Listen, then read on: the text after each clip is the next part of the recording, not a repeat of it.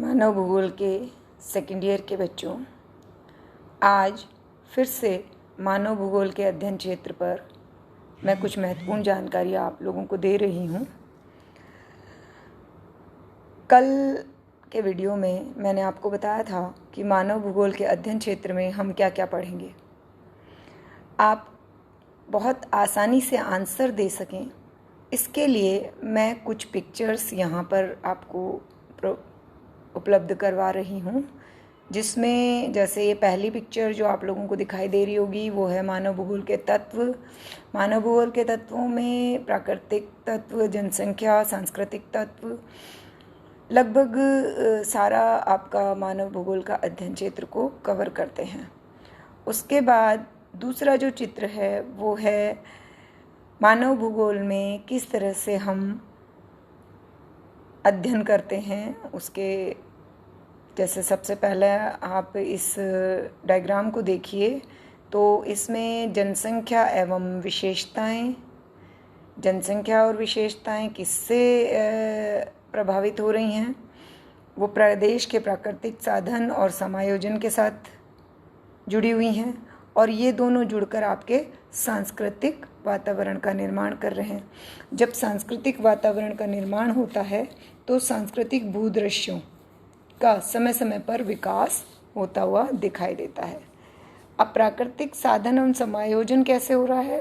संसाधन उपयोग और उनके नियोजन के द्वारा, और ये सारा का सारा मिलकर भूदृश्य के स्थानिक संगठन और स्थानिक संगठनों के आपस के अंतरास्थानिक संबंधों से जुड़ा हुआ है। तो ये दूसरा डायग्राम जो है ये भी आपके मानव भूगोल के अध्ययन क्षेत्र को पूरी तरह से स्पष्ट करता है। तीसरे डायग्राम में आप देखिए मानव को भौतिक वातावरण और मानवीय क्रियाओं से जोड़ा गया है। इस डायग्राम को यदि आप ध्यान से देखेंगे तो आप देखिए कि इसमें एक तरफ आवश्यक तत्व, भाववाचक तत्व हैं, दूसरी तरफ भौतिक तत्व हैं और तीसरी तरफ जैविक तत्व हैं। ये तीनों ही तत्व भौतिक वातावरण के अंग हैं, और मानव इन भौतिक वातावरण के जितने भी तत्व यहाँ लिखे हुए हैं, आप देखिए भौतिक तत्वों में स्थलाकृति, जलवायु, जलाशय, और जैविक तत्वों में वनस्पति, जीव जंतु। भाववाचक तत्वों में आपकी भौगोलिक स्थिति, आपका क्षेत्र का आकार, प्राकृतिक स्थिति, ज्यामितीय स्थिति, इन सब को मिलाकर जो भौतिक वातावरण बन रहा है उसके साथ मानव का एक अटूट संबंध है। मानव की प्रमुख आवश्यकता क्या है? रोटी, कपड़ा और मकान। तो सबसे पहले वह अपनी आवश्यकताओं को पूरा करने के लिए कहाँ से जुड़ता है? सबसे पहले उसको चाहिए खाने के लिए अनाज, पहनने के लिए वस्त्र और रहने के लिए घर। घर इंसान कहाँ बनाएगा? भूमि पर। तो सबसे पहले जो उसका जुड़ाव होगा वो होगा उसकी भौगोलिक स्थिति से। भूमि कहाँ होगी, कैसी वहाँ जलवायु होगी, वहाँ ढाल कैसा होगा, पहाड़ी एरिया होगा या समतल भाग होगा, इन सब को मिलाते हुए आपका भौतिक वातावरण बनता है। तो भौतिक वातावरण से मनुष्य सबसे पहले संपर्क में आता है, सबसे पहले संबंध बनाता है, उसी के साथ सबसे पहले समायोजन करता है। और समायोजन का भी एक रूप है कि जलाशय, मिट्टी, भूमि, उससे वो सबसे पहले जुड़ता है। भूमि पर अपना मकान बनाता है, मिट्टी में अपने खाद्यान्न उत्पन्न करता है, और जलाशय द्वारा अपनी सारी आवश्यकताओं की, जो उसको भोजन बनाने में भी चाहिए और उसको जीवन के लिए भी चाहिए, ये सारा जलाशय उसकी पूरी करते हैं। उसके बाद वनस्पति और जीव जंतु, जो वनस्पति और जीव जंतु हैं वो भी भूमि पर ही निर्भर करते हैं, और मनुष्य का उनके साथ संबंध इसीलिए है क्योंकि वो भूमि पर रहते हुए उनको बहुत सारे व्यापारिक फायदे देते हैं। तो मनुष्य का अपने भौतिक वातावरण से सबसे पहले समायोजन होता है और इस भौतिक वातावरण का अध्ययन हम सबसे पहले मानव भूगोल के अंतर्गत करते हैं। अब इसमें आप एक बीच में से इस सर्कल को हमने आधा आधा बांटा हुआ है, आप देखिए। तो ऊपर वाले सर्कल में हमने भौतिक वातावरण की बात की है और नीचे वाले सर्कल में हमने मानवीय क्रियाओं की बात की है। अब आप जैसे ही मानवीय क्रियाओं के बारे में पढ़ेंगे तो आप मानवीय क्रियाओं के सर्कल से नीचे देखेंगे सांस्कृतिक वातावरण है।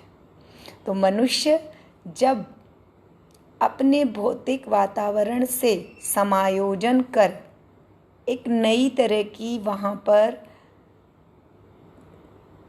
भूमि पर मकान बना लिए, तो मकान बनाने के बाद वहाँ की स्थिति जो है वो अलग तरह से दिखाई देने लगी। एक समतल मैदान पड़ा था, उस पर मनुष्य ने जाके कृषि कार्य कर लिए, कृषि मैदान दिखाई देने लग गए। मनुष्य ने वहाँ मकान बनाने शुरू कर दिए तो एक नगरीय आवास दिखाई देने लग गया। उसकी सांस्कृतिक प्रतिक्रियाएं क्रियाएं शुरू हो गई।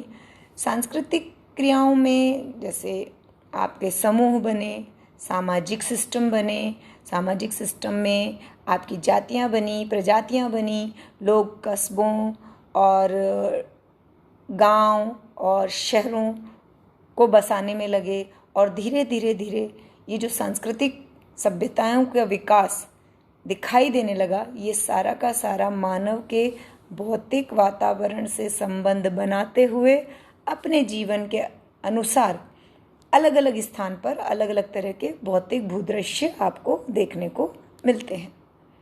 अब आप इस डायग्राम की सहायता से अपना पूरा मानव भूगोल के अध्ययन क्षेत्र को याद कर सकते हैं। तो ये तीनों डायग्राम मैंने आपको अपने उत्तर देने के लिए उपलब्ध करवाए हैं। बाकी का जो पढ़ने की सामग्री थी वो सारी मैं आपको पिछले वीडियो में दे चुकी हूँ। अब आपके कोर्स में 2 विद्वानों का जिक्र है, जिसमें आप एक हंटिगटन के द्वारा और एक ब्रुंच के द्वारा मानव भूगोल में क्या क्या पढ़ा जाएगा इसके बारे में बताया गया है। ये आपके सिलेबस में है और इसका क्वेश्चन हर साल आ ही जाता है। तो आप लोग इसको दोनों को तुलनात्मक रूप में भी पढ़ सकते हैं। मैंने दोनों का बिल्कुल स्पष्ट रूप से यहाँ आपको चित्र दे दिया है, आप इसको पढ़िए। अब आप देखिए, मैं आपको हंटिगटन के बारे में बता रही हूँ, फिर मैं आपको ब्रुंस के बारे में बताऊँगी। तो हंटिगटन महोदय ने मानव भूगोल के अध्ययन क्षेत्र का जो विभाजन किया है, तो आप देखिए सबसे पहला उन्होंने प्राकृतिक दशाएं, आप देखिए फर्स्ट जो पॉइंट दिया है वो दिया है प्राकृतिक दशाएं। अब प्राकृतिक दशाओं में पृथ्वी के ग्लोब पर स्थिति, यानी पृथ्वी जिसमें हम रहते हैं, जिसका प्रभाव मानव पर पूरी तरह से है, उसमें ग्लोबीय स्थिति उसकी कैसी है। हम कौन से अक्षांश में रहते हैं, जिस अक्षांश में हम रहेंगे वहाँ की जलवायु, वहाँ की वनस्पति, वहाँ की मृदा, हर वो भौगोलिक वातावरण की तत्व हम पर प्रभाव डालेंगे। अब इसको फॉर एग्जांपल ऐसे समझ सकते हैं आप कि 0 डिग्री से 30 डिग्री तक, 0 डिग्री से 30 ज़्यादा हो जाएगा, 0 डिग्री से हम 20 डिग्री तक की बात करें तो 0 डिग्री से 20 डिग्री तक लगभग साल भर जलवायु एक समान रहती है। क्यों? क्योंकि सूर्य विषुवत रेखा पर सीधा चमकता है। उसके बाद जैसे ही हम ऊपर के अक्षांशों की तरफ बढ़ना शुरू करेंगे, मौसम में, जलवायु में परिवर्तन शुरू हो जाएंगे। जैसे ही हम 20 से 40 के बीच में आएंगे तो आप देखेंगे कि वहाँ 3-4 ऋतुओं में आपका जलवायु बदल जाती है। आप अपने भारत का एग्जाम्पल देख सकते हैं कि आपकी एक शीतकाल होती है, एक ग्रीष्मकाल होती है और एक आपकी वर्षा ऋतु होती है। तो ये तीनों कब बदलेंगी? जब सूर्य का तिरछापन उन एरियाज़ में आएगा। जैसे हमारे यहाँ 6 महीने सूर्य उत्तरी गोलार्ध में चमकता है और 6 महीने दक्षिणी गोलार्ध में चमकता है।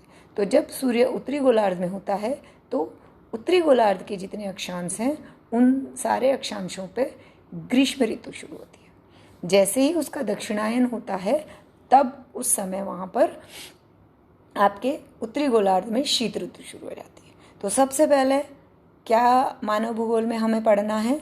मानव भूगोल में हमने पढ़ना है कि पृथ्वी की ग्लोबीय स्थिति कैसी है। उससे ऊपर जाएंगे और जलवायु का वेरिएशन आएगा। दूसरा आपका इसमें प्राकृतिक दशाओं में जो पॉइंट दिया है उन्होंने भूमि की बनावट।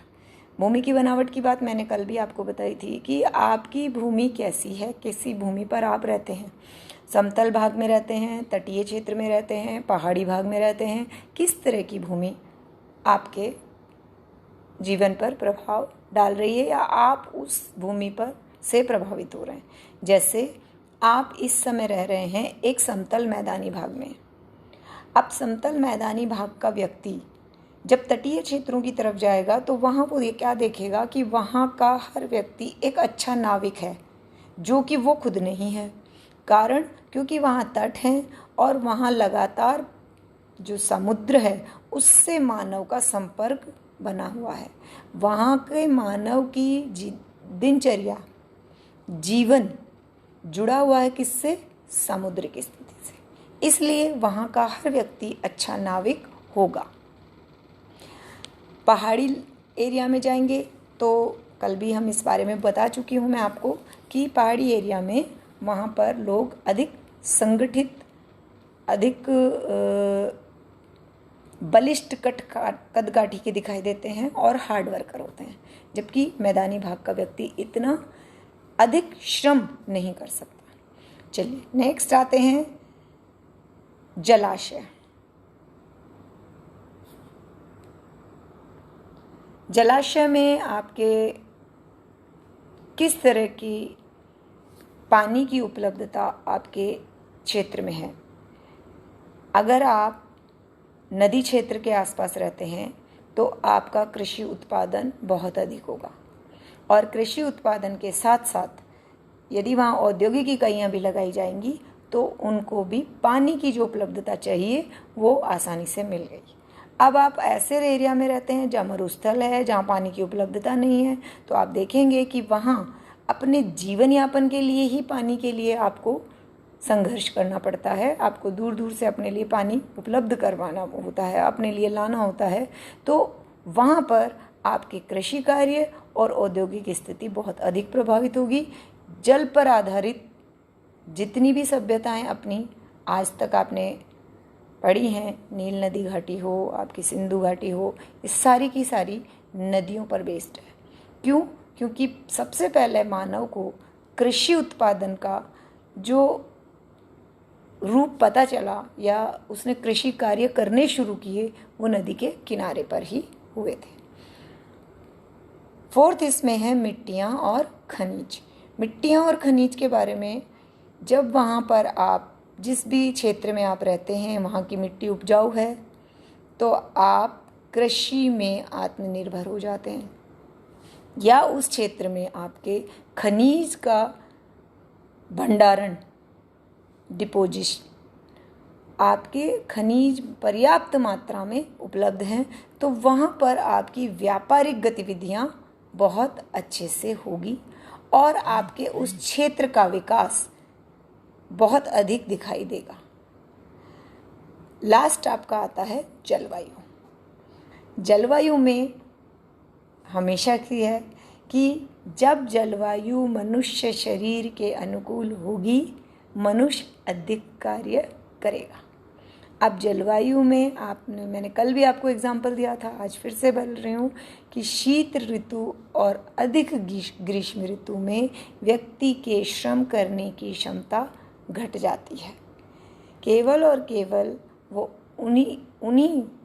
उसी समय में अधिक कार्य कर सकता है जब जलवायु उसे कार्य करने की इजाज़त ज़्यादा देती है। जैसे बहुत अधिक शीत ऋतु में अधिक ठंड के कारण मनुष्य की जो हीट की आवश्यकता है वो बढ़ जाती है, उसको बहुत ज़्यादा गर्मी की आवश्यकता उस समय महसूस होती है।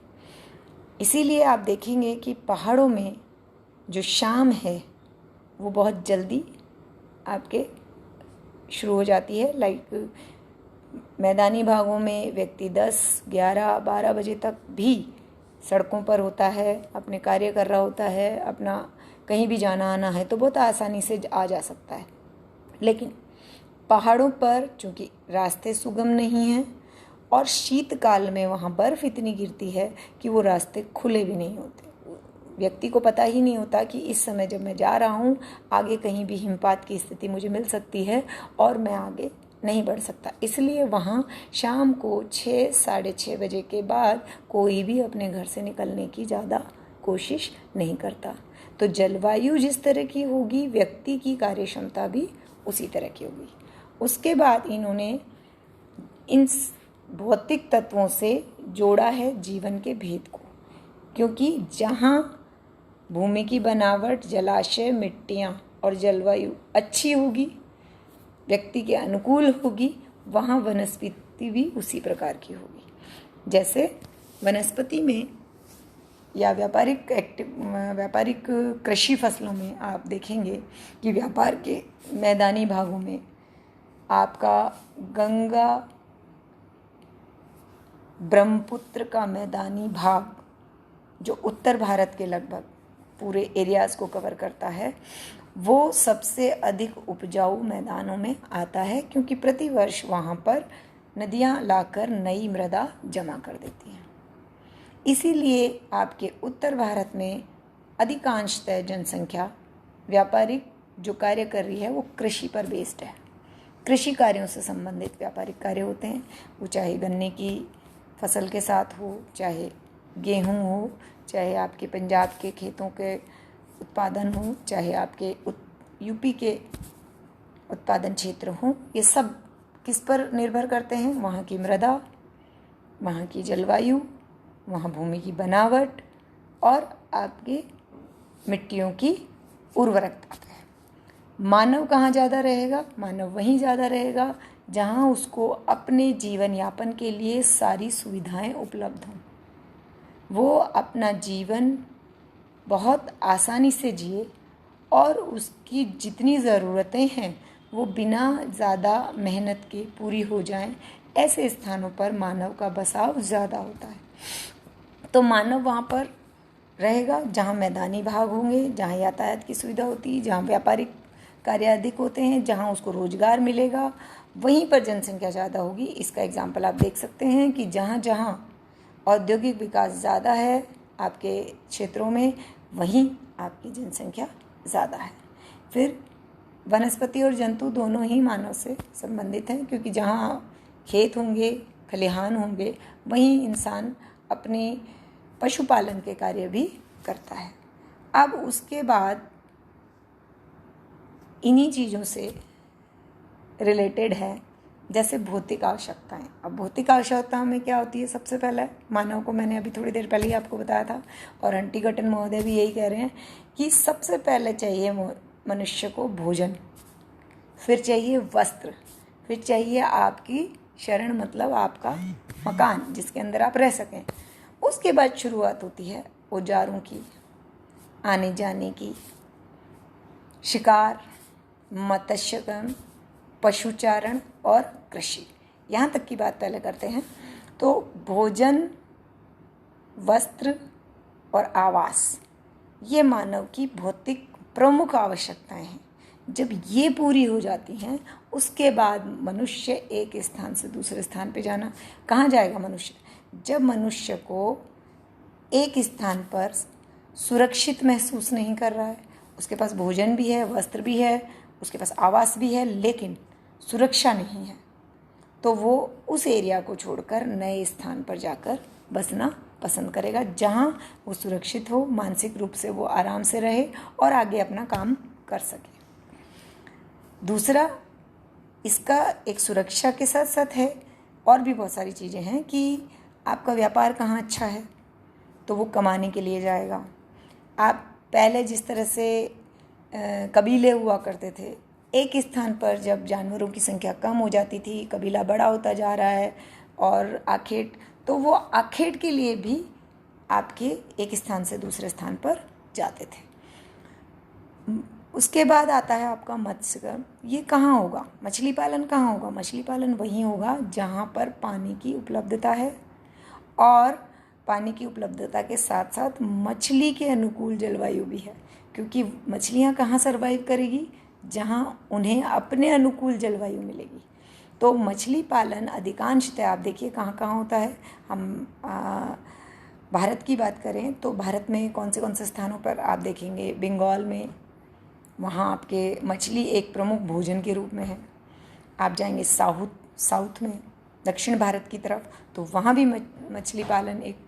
लेकिन अगर आप आते हैं उत्तर भारत में, और उत्तर भारत में भी केवल और केवल धरातलीय भागों में, तो वहाँ मछली पालन का कार्य बहुत सीमित, और मछलियों की जो क्वालिटी, जिसको कहते हैं अच्छी मछली कौन सी होती है जो खाने के लिए बहुत बेहतर होती है, तो आप देखिए गोवा की तरफ, और उधर आपके मछली के बारे में आपको पूरा जानकारी वो देते हैं कि कौन सी मछली खाने में अच्छी है, कौन सी मछली का ऑयल ज़्यादा अच्छा रहेगा, कौन सी मछली किस काम आती है।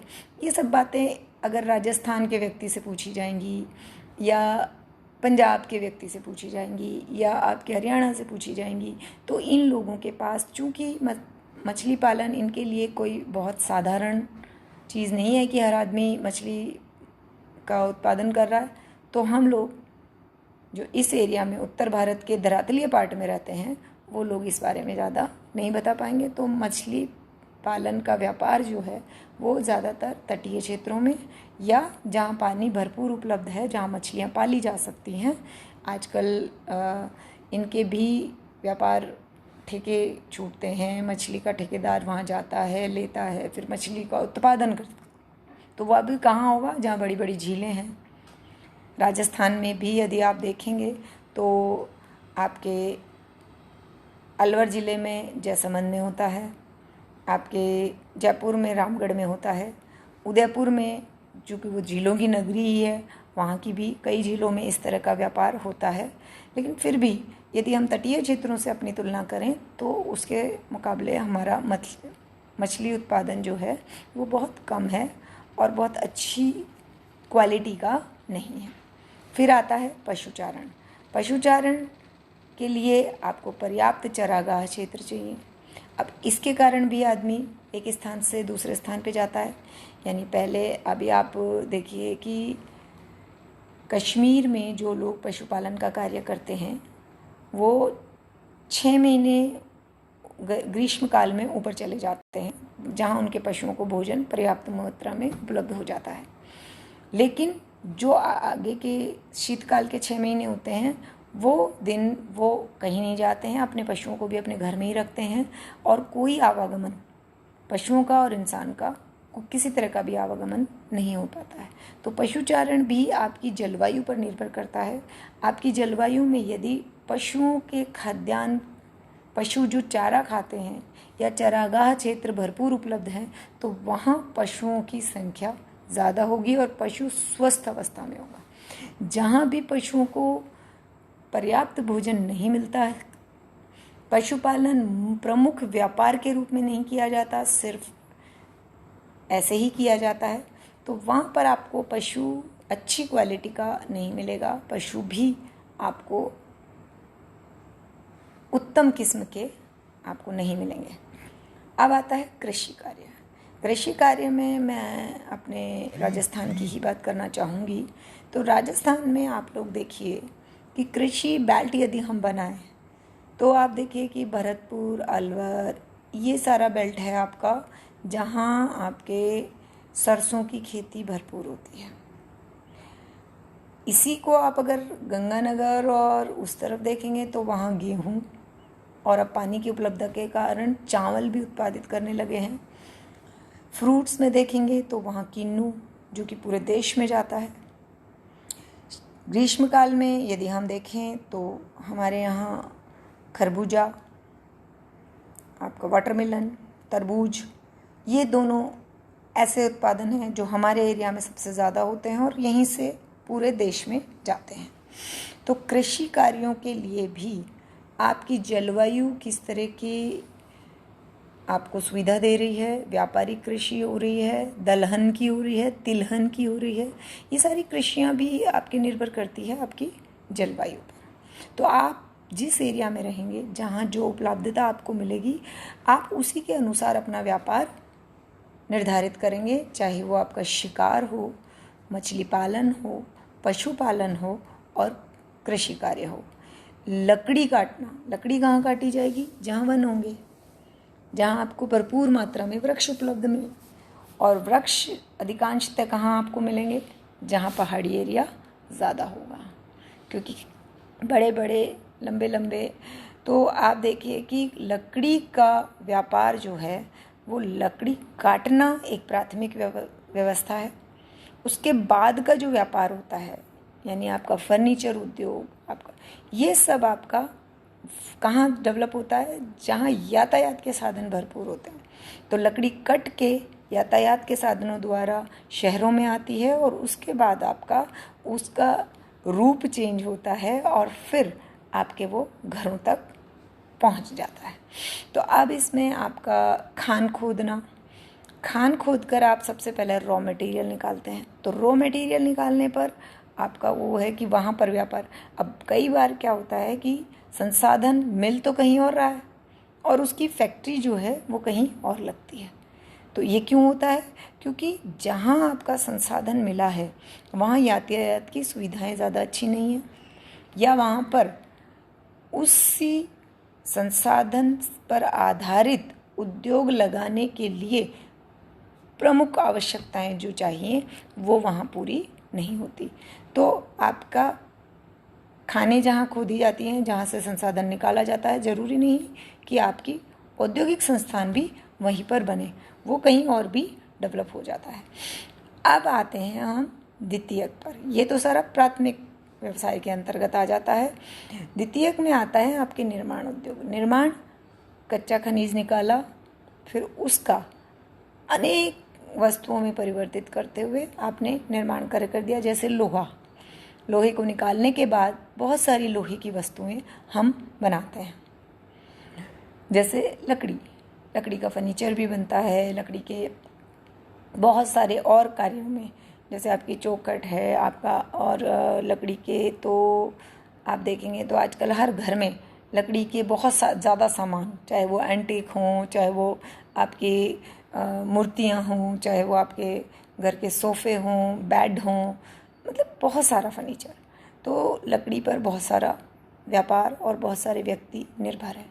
निर्माण उद्योग में आपका, जैसे कि आपने निकाला पत्थर, अब पत्थर में आपने मार्बल निकाल कर आपने उसको क्वालिटी वाइज अलग अलग किया और उसके बाद आपके मार्बल व्यवसाय चलता है। तो इसमें आप ये कह सकते हैं कि ये निर्माण उद्योग जो हैं वो भी आपके कहाँ निर्भर करेंगे? जहाँ खनिज संसाधनों की उपलब्धता भरपूर होगी। अब ऐसे ही आप जब नीचे तक देखते चले जाएंगे हंटिंगटन महोदय के बारे में, तो इन्होंने लिखा है उसके बाद व्यापार, स्वास्थ्य, सांस्कृतिक प्रेरणा, आमोद प्रमोद, सरकार, शिक्षा, विज्ञान, धर्म, कला, साहित्य इत्यादि। ये सारे क्या हैं? सभ्यता और उन्नति का प्रतीक हैं। जहाँ जहाँ जनसंख्या अधिक होगी, व्यापार अधिक होगा, वहाँ पर आपके देखिएगा शिक्षण संस्थान, स्वास्थ्य के केंद्र और आपके विभिन्न व्यापारिक संस्थान भी वहीं मिलेंगे। साहित्यिक गतिविधियाँ, बड़ी बड़ी यूनिवर्सिटीज़, वो उन्हीं एरियाज़ में मिलेगी जहाँ पर जनसंख्या भरपूर है और उसकी आवश्यकताओं को पूर्ति करने के लिए सरकार ये सारी व्यवस्थाएं करती है। अब दूसरा आता है आपका जीन ब्रून्स महोदय का। जीन ब्रून्स महोदय ने भी मानव की प्राथमिक आवश्यकताओं, भौतिक वातावरण और उनकी प्रतिक्रियाओं को अलग अलग बांटा है। अब आप लोग इसको पढ़ लें। उसका कारण ये है कि मानव की उच्च आवश्यकताओं और सांस्कृतिक वातावरण पे मैं इसमें बात कर लेती हूँ कि मनुष्य की उच्च आवश्यकताएं क्या है? स्वस्थ रहना, अपने मनोरंजन के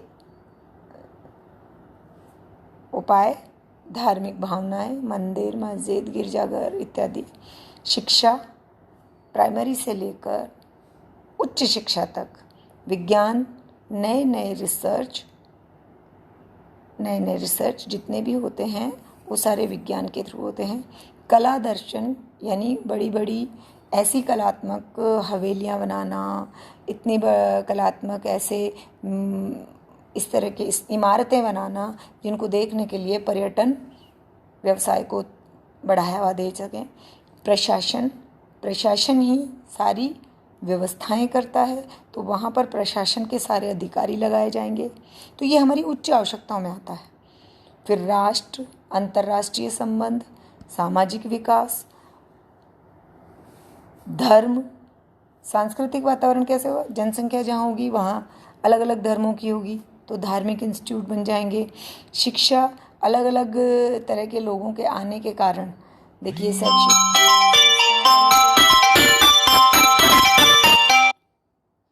शिक्षण संस्थान बनेंगे। शिक्षण संस्थानों के बीच में आपको बहुत सारा, जैसे आपकी medical college, engineering college, BEd college, आपके एमबीए कॉलेज, कैसी स्थानों पर, ये सारे हमारी उच्च आवश्यकता में आते हैं। रोटी कपड़ा और मकान हमारी बेसिक आवश्यकता है, और ये सारा तो इनको आप बहुत ध्यान से पढ़ें। कहीं भी कोई दिक्कत हो आप मुझसे बात कर सकते हैं।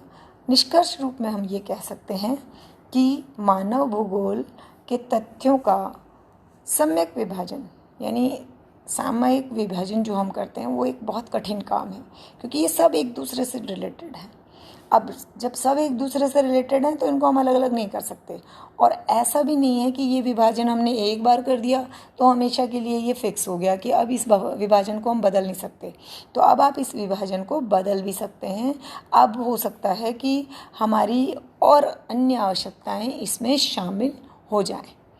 तो ये आप मानव भूगोल के अध्ययन क्षेत्र की कुछ आपकी पिक्चर्स हैं, कुछ आपकी इसमें चीज़ें हैं, आप इनको देखें, पढ़ें।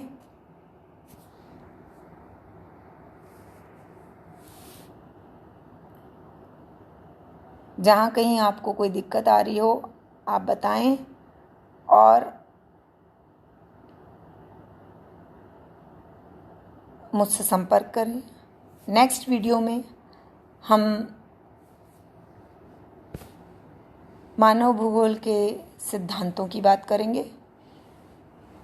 सभी बच्चों से मेरा एक रिक्वेस्ट है कि ये सारा मैटर आप लोगों को उपलब्ध है, और इस पूरे जो आपके तत्व और मैंने जितने भी आपको डायग्राम्स वगैरह दिए हैं, ये सारे आप अगर एक बार ध्यान से पढ़ लेंगे तो आपके बहुत सारा मैटर जो शुरू के मानव भूगोल के क्वेश्चंस जो 3 फर्स्ट यूनिट में से बनते हैं, उनका बहुत सारा मैटर आपको मिल जाएगा। धन्यवाद।